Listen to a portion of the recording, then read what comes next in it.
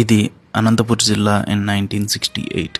చూడ్డానికి అలా అనిపించదు కానీ ఉమ్మడి ఆంధ్రప్రదేశ్లో అన్నిటికంటే పెద్ద జిల్లా. బెంగళూరుకి 4 గంటల దూరంలో, సొంత రాజధానికి 350 కిలోమీటర్ల దూరంలో, కరువుకి కూతవేటు దూరంలో ఉండేది.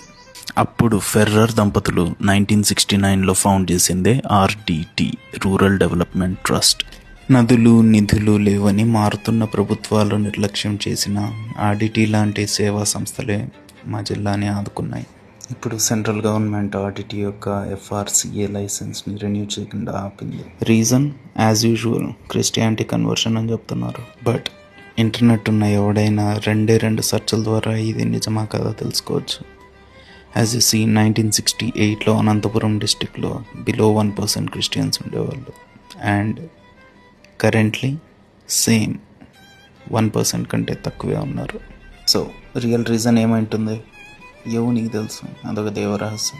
సెంట్రల్ గవర్నమెంట్తో మాట్లాడి ఈ విషయం క్లియర్ చేస్తానని మా CM గారు ప్రామిస్ చేశారు. బట్